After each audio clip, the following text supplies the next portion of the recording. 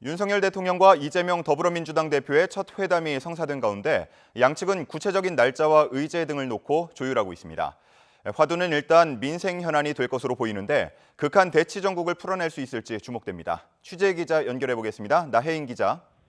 네, 국회입니다. 영수회담을 하기로 뜻을 모았는데 구체적인 날짜는 아직 정해지지 않은 거죠?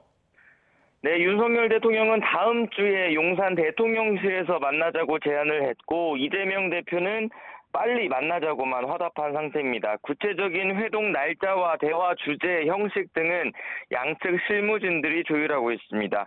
어제 윤 대통령과 이 대표의 통화를 조율했던 이관섭 대통령 비서실장과 천준호 민주당 대표 비서실장이 소통 창구 역할을 하고 있습니다.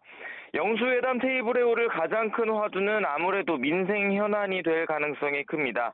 어제 이재명 대표는 당원들과 소통하는 자리에서 자신이 제안했던 전국민 25만 원 민생회복 지원금 문제를 얘기해야 한다고 말했습니다. 이 밖에 민생을 위한 각종 제도 개혁과 개헌 문제도 논의해야 한다는 뜻을 내비쳤습니다. 정치권에선 야당의 동의가 필요한 차기 국무총리 인선 문제도 테이블에 오를 수 있다는 관측이 나옵니다.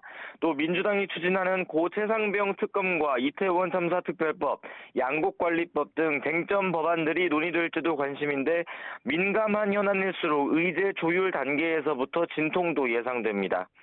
여당은 일단 대통령과 제1야당 대표 사이 대화에 물꼬가 트였다는 점을 환영하고 있습니다. 회담을 통해 건설적인 정책 논의와 초당적 협력이 이루어질 수 있길 기대한다고 밝혔습니다.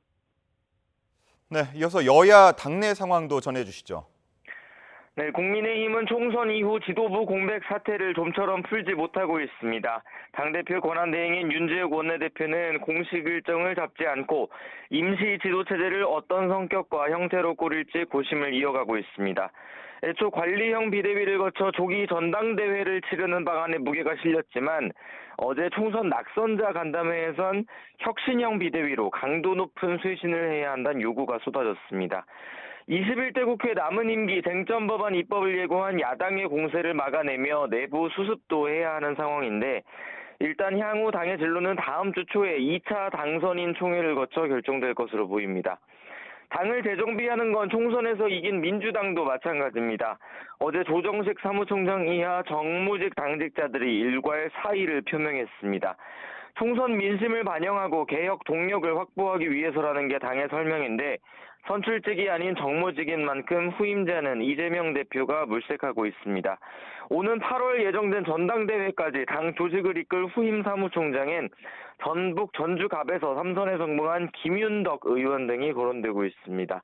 육선고지에 오른 조정식 사무총장은 사의가 수리되면 22대 국회 전반기 의장직에 도전할 계획입니다. 지금까지 국회에서 전해드렸습니다.